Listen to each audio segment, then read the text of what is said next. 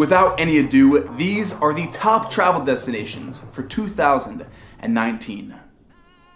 Number 1 on my list is Tanzania.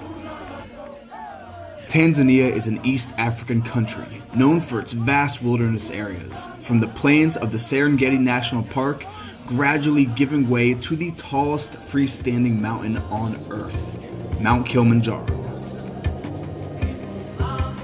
I recommend traveling to Tanzania in January or during the dry season from late June till about October, which is the best time to view wildlife. When in Tanzania, fly into the city of Arusha. Ladies and gentlemen, welcome to Kilimanjaro. The best way to experience any new destination is by fully immersing yourself through the eyes of a local. This is my city, my village. I don't think you can call it city, it's a village. It's beautiful though. Yeah. Very peaceful. And for the more daring, you can take on the mission of climbing the 19,341 feet to the summit of Mount Kilimanjaro. You start the climb trekking through the dense rainforest, and by the end, you finish the summit surrounded by the glaciers of Africa in the crater of the volcano, experiencing unparalleled natural beauty. Come to Tanzania for a new perspective on life. After all, there's no feeling like standing on top of the world. Well, except maybe a Finnish ice bath. Number 2 on my list is Lapland, Finland.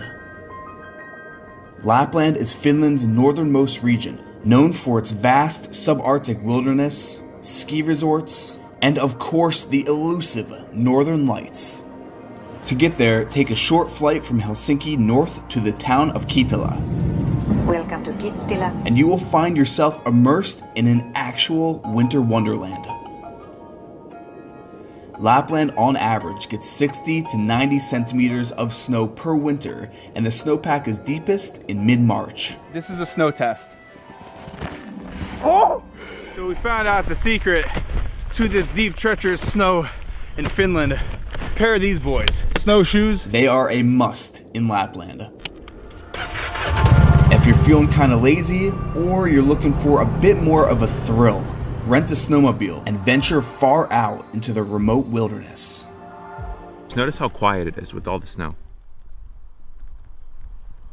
I could literally hear the snowflakes hitting my jacket. That's how quiet it is. You can't find this in New York. No, definitely not in New York. When you're this far up north, the best thing to do sometimes is just embrace the cold and stay a night at the Snow Village Ice Hotel. The temperature is -9 or -10 Celsius. It's actually colder in the ice hotel than outside.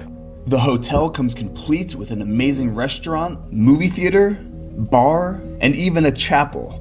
And on a clear, cold night, head to an isolated cabin far from city lights. Look up at the night sky, and if you're lucky, you'll see the most spectacular show of lights dancing and darting through the night sky. Number 3 is West Sweden. Sweden is a Scandinavian country with thousands of coastal islands, and during the summer months, when the sun doesn't set, it's as close to perfect as you can get. Head to the city of Gothenburg and take a ride at the amusement park. Swim in a glass pool high above the city, stroll the streets, and have a classic Swedish fika. Then catch a boat out of Gothenburg to the island of Ronjo and make friends with the most Swedish man in the entire country. So my name is Håkan Karlsten, and we are in my garden at Ronjo today. And celebrate a traditional Swedish midsummer in his garden, surrounded by family, strawberries, dancing like little frogs around the maypole, and of course, schnapps. Lots of schnapps. Catch your own lunch, experiencing Swedish fishing culture, and spend the day working as a deckhand on a crayfishing boat, or grab some kayaks and explore the thousands of islands along the west coast. Find a 70-foot high cliff and take the plunge into some of the cleanest water on planet Earth. Come to West Sweden to relax and enjoy a simpler life by the sea. Next up on my list is Martinique. Martinique is a rugged Caribbean island, part of the Lesser Antilles. And if you're based in New York, it's only a quick flight away. You land in the bustling capital city, the gateway to Martinique, where the culture reflects a distinctive blend of French and West Indian influences. The northern half of the island is defined by the towering Mont Pelée volcano. A sea of vivid green, lush tropical rainforest blankets the rugged landscape of the north. I recommend hiking to the summit of the volcano, then adventure down into the narrow gorges below to cool off in a hidden waterfall. Martinique is one of the most environmentally friendly islands in the Caribbean. You can even spend the night in a giant eco-friendly jungle bubble resort. Yes, this is a thing. This is the strangest thing I've ever seen. Make your way to the very southernmost point of the island, to the brilliant white shores of Les Salines, which is actually the most beautiful beach that I have ever seen on Earth. Come to Martinique to experience the full vibrance of the Caribbean on one single island. Next on my list is the land of fire and ice. Iceland is defined by its dramatic landscape, with active volcanoes, hot springs, and massive glaciers covering 11% of the landscape. 60% of the population lives in the capital city of Reykjavik, leaving the majority of the country in pure isolation. The best way to explore Iceland is by renting a car and making your way down the southeast coast. On your road trip, stop at the most famous waterfall in the country, Skogafoss. Make friends with some locals who will lead you to a secret hot spring well off the beaten path.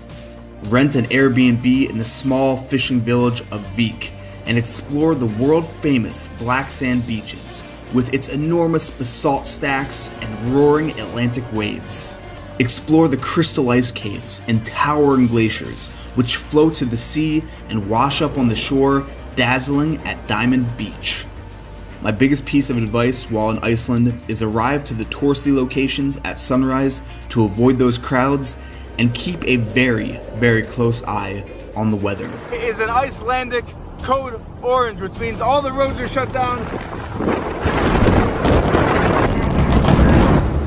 But the next destination on my list has pretty much sunny skies year-round.